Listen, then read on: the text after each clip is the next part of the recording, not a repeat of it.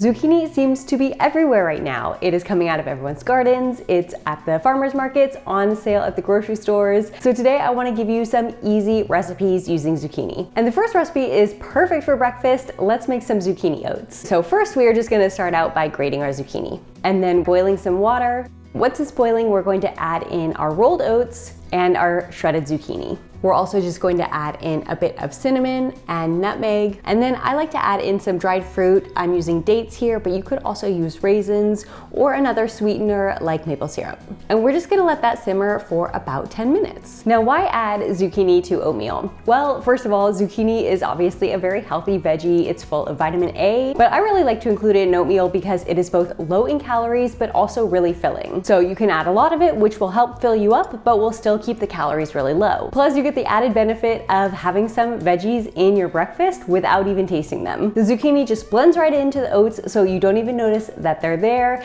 and that's why it just makes the perfect oatmeal addition. Next recipe idea is going to be for smoothies. Now, I know what you're thinking, zucchini in a smoothie? No way, but I promise you cannot even taste it. Zucchini is basically flavorless when you add it to a smoothie, as long as there are some other flavors in there. So if it's tasteless, why even add zucchini to your smoothie? Well, again, just like with the oatmeal, we want those added health benefits. We want to make the smoothie really filling without adding too many calories. And of course, it's always good to add some extra veggies into your diet. So let's go ahead and make one of my favorite smoothie combos. We're of course going to start with some zucchini in our blender. Then we're going to add some frozen banana, some soy milk, or you could also use water or another plant milk if you prefer. I'm going to add chocolate protein powder, but you could use another flavor if you prefer. Or if you don't want to use protein powder, you could always swap it out for some silken tofu or some beans, which are also tasteless in a smoothie, or you can just leave it out entirely. Then we're gonna add some omelet powder, totally optional, but it's a great source of antioxidants and vitamin C, a teaspoon of spirulina, which is also optional, a heaping tablespoon of cocoa powder, a heaping tablespoon of peanut butter powder, and then we're just gonna blend that all up. So you can really add zucchini into any of your existing favorite smoothie recipes, but if you are making it for someone who's a little picky about their smoothie colors, like maybe for kids, you may wanna remove some of that zucchini skin because it can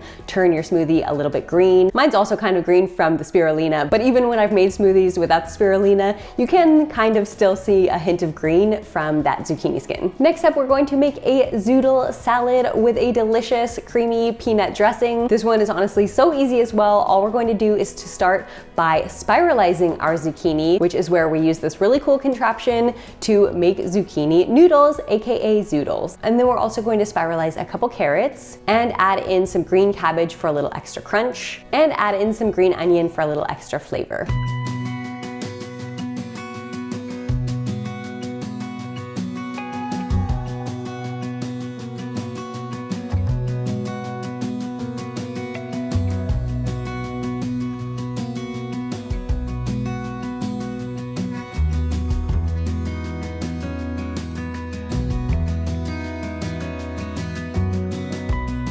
Now for our dressing, we're gonna need about a quarter cup of peanut butter, 1 tablespoon of low sodium soy sauce, a tablespoon of vegan fish sauce, or you can just sub with an extra tablespoon of soy sauce if you don't have any vegan fish sauce on hand, but I will link one in the description box down below in case you're interested. We're also going to add the juice of 1 lime,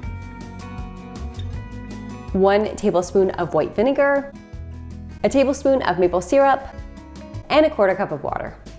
And then go ahead and mix that up and we'll just add it to our salad. Now you could also add some baked tofu in here. You could add some vegan chicken if you wanted to add a little more protein, but this salad is so delicious. You've got to try it out, especially that dressing, so good. Now speaking of all of these healthy recipes, if you've been wanting to get healthy or improve your health, I highly recommend you check out FitTrack, who is actually the sponsor of today's video. So you guys might have heard me talk about FitTrack before, and that is because I think it is just such a great tool for anyone needing a little bit of health accountability and or motivation. I have actually been using this scale for a few months now, and I absolutely love it. It actually connects to a free app that you download on your phone, and that is gonna hold all of your data so you don't need to record anything because it saves it all for you automatically. So the app is really easy to understand. All of the metrics are right there when you open it. They're really nicely displayed, but what I really love most about it is that there are so many metrics other than just weight. So what I've learned is that your weight is really just part of the equation. There's also body body fat percentage, muscle mass, bone mass. There are actually 17 metrics in total that the FitTrack scale measures. So every day you weigh yourself, it records all of that data automatically. And then of course you can check your own progress. You can use the graph function if you want.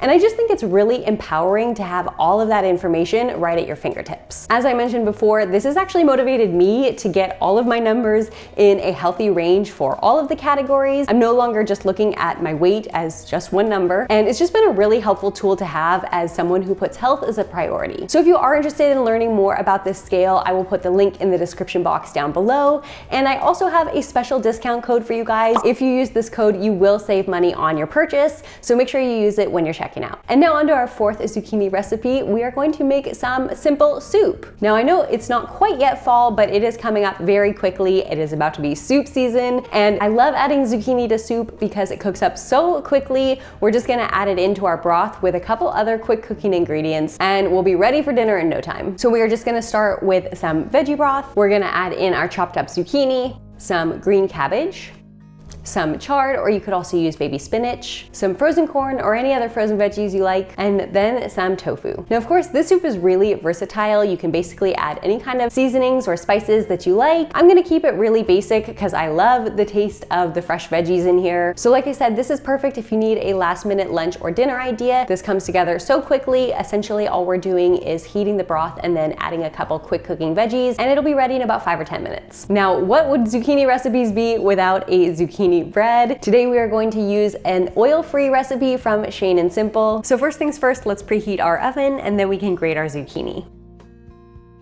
And of course, I'll link the recipe in the description box down below, but I did decide to double it today and make 2 loaves. So I'm just adding 2 cups of zucchini to a bowl, and then we're gonna make 2 flax eggs. So we just need some ground flax and some water. And when you first mix it together, you'll see it's kind of runny and liquidy, but we'll just set it aside for about 5 minutes and it will gel. And then for the rest of our wet ingredients, we're just going to need some unsweetened applesauce, some brown sugar, maple syrup, and vanilla extract. And then once your flax egg has gelled, go ahead and add that in as well. And then for our dry ingredients, we're of course going to need some flour, salt, nutmeg, cinnamon, and baking powder.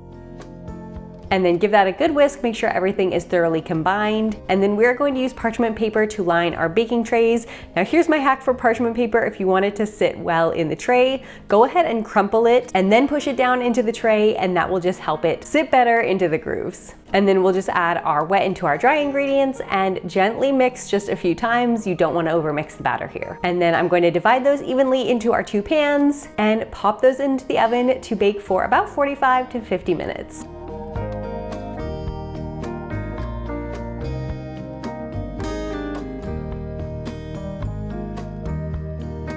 Now I like to keep the zucchini bread in the fridge. I just think it tastes a little bit better. But actually with one of these loaves, I am going to pop it into the freezer. So of course we're just gonna slice it first and then add it back into the Tupperware and into the freezer to eat at a later time. Now, if even after all these recipes, you still have a lot of zucchini left over, I highly recommend freezing it. So I've done it both in cubes like this, or you can even freeze it in shreds. If you make a lot of zucchini bread, for example, you can freeze the shreds in 1 cup portions or 2 cup portions. And that way, anytime you want to make some zucchini bread, go ahead and just grab out those frozen shreds, let them defrost, and then add them into your zucchini bread. Or of course, you could also use the shreds for oatmeal. Go ahead and just add some of the frozen shreds directly from your freezer into the oats while they're cooking. And then I like to use these bite-sized pieces for soups or smoothies. And the absolute best part about freezing zucchini is that you don't need to blanch it first. You can absolutely freeze it raw. Now, pro tip for freezing zucchini, if you do want your cubes not stuck together, if you want to be able to pull them out piece by piece, you're going to want to flash freeze them on a tray. So basically just spread them out in a single layer, make sure that they're not touching, and go ahead and put this tray in the freezer for a few hours until they're frozen solid. And then once once they're frozen, you can add them back into a Tupperware or to a Ziploc bag, and that way they won't get all smushed together and make one big clump. You'll be able to pull them out piece by piece if you want. Now, as you guys have probably figured out by now, I love to sneak zucchini in wherever I can, even in dessert. So I cannot end this video without telling you about zucchini ice cream. Yes, I am being for reals. This ice cream is actually delicious. It is creamy, it is sweet. It does not taste like zucchini at all. I promise it is so easy to make. If you haven't seen this video yet, you've got to check it out.